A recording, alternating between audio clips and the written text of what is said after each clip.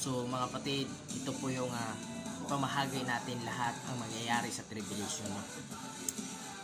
So pamahagi po to, ito po'y katotohanan at hindi po to'y kasinungalingan. At hindi po to'y galing sa akin, galing po to sa banal na kasulatan. So basahin po natin ang Revelation 21 verse 23. Hindi na kailangan ang araw o buwan sa lungsod dahil ang kapangyarihan ng Diyos ang nagbibigay ng liwanag at tupa ang ilaw doon. So maliwanag ang sinasabi ng ating Panginoong Diyos dyan. So basahin po natin itong Revelation 22 verse 1. Ipinakita rin sa akin ng anghel ang ilog ng nagbibigay buhay. Ang tubig nito ay kasing linaw ng kristal ang dumadaloy mula sa trono ng Diyos at tupa. So, basahin natin dito sa 2. Basahin natin ang 2. At umaagos sa gitna ng pangunahing lansangan ng lungsod sa magkabilang tabi ng ilog ay may punong kahoy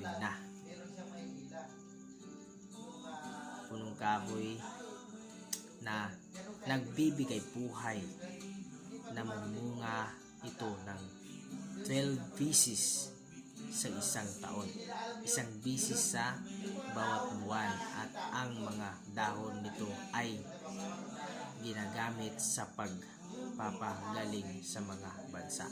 So, yun pala yung ginagamit ng ating Panginoon para sa pagpagaling ng iba't ibang bansa.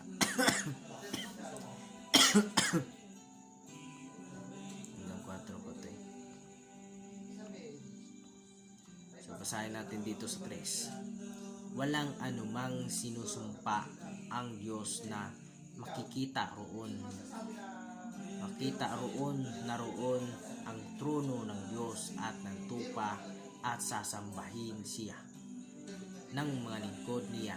Makikita nila ang kanyang mukha at isusulat sa mga noo nila ang kanyang pangalan. So, maliwanag ang ating Panginoon na nagsasabi ng paghiwatig sa atin.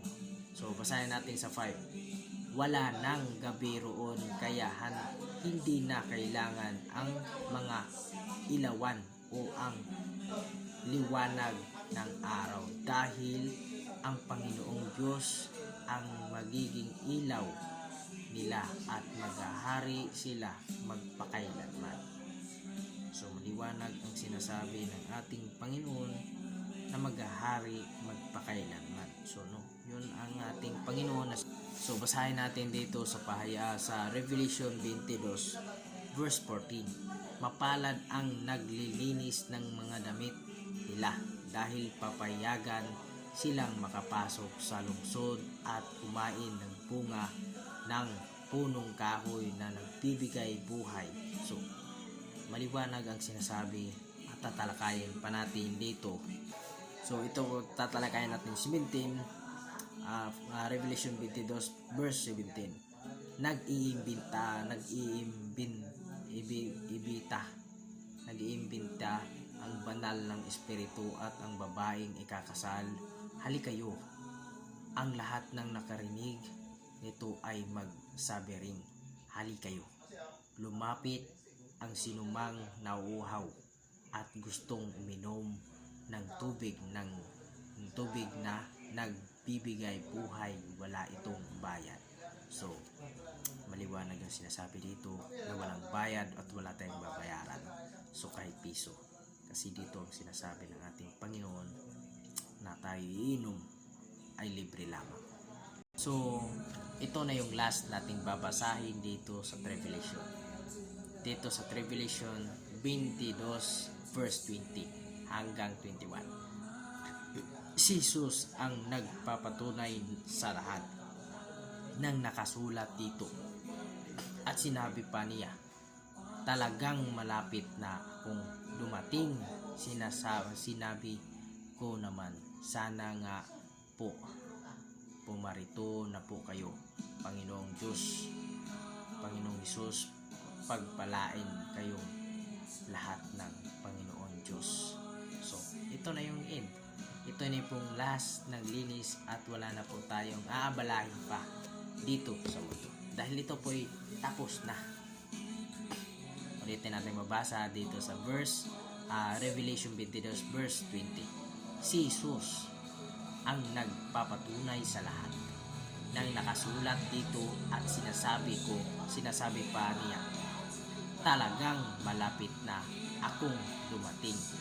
Sinabi ko naman, sana nga po naparito na po kayo, Panginoong Hesus, pagpalain kayong lahat, Panginoong Hesus. So, malinaw po ang sinasabi ng ating Panginoon sapagkat yan po ang kanyang nais na tayong lahat ay maligtas. So, masasabi ko lang sa inyo mga kapatid, huwag niyo pong hayaan na manaig sa inyo ang kasamaan. At isipin niyo po na manumbalik sa ating Panginoong Diyos. At ang ating Panginoong Diyos ay wala pong imposible sa Kanya kung kailan kayo babalik.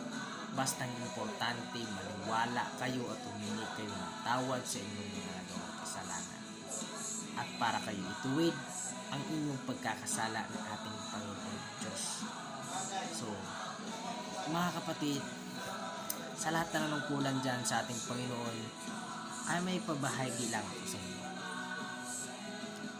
Diba, nalalaman natin ang pagparito ng ating Panginoon bago pa siya napako sa krus. Nagpahayag siya ng balita sa lahat ng tao. Ibinahagi niya ang lahat ng kanyang inutos sa kanya ng Ama. Pero ang sinabi niya, ibamahagi niya ito sa kagustuhan ng mga tao. Kung ayaw ng tao ay hindi pipilitin. At ayaw din at wala din nakasulat na magdebate ang pangalan at ang Bible ay isa. Hindi na natin po kailangan magdebate kasi ang sabi ng Panginoon, maghahanap kayo ng lahat ng tao ay naniniwala sa akin. Yun po ang ibig sabihin ng akin ay si Jesus po yun, ang ating Diyos. Kasi ang ating Panginoong Diyos ay po galing po yan sa kanyang Ama. Sinugo po siya. So hanggang dito na lang at dito po ay sa pangalawa na magbibigay buhagi ako ng galing sa ating Diyos na ayaw po niya. So hanggang dito na lang mga kapatid, naway pagpalain kayo ng Diyos at lagi kayo nanonood sa ating pagsisharing sa ating Bibles, no, kung galing sa ating Panginoon. So nagpapasalamat ako sa inyo hanggang kayo nandito pa rin kayo nakatingin sa ating Panginoon ng Diyos. So huwag niya po kayo manghangad kung ano man meron dito sa mundo. So sa Panginoon na po tayo manalig. So nagpapasalamat ako sa inyo at naway pagpalain kayo ng Diyos at iingatan at gagabayan, ilayo kayo sa pahamak at magpray po kayo sa atin kaligtasan. So salamat sa inyo, naway pagpalain kayo ng Diyos sa lahat ng ating pagmamahal sa Kanya. So salamat sa inyo, God bless.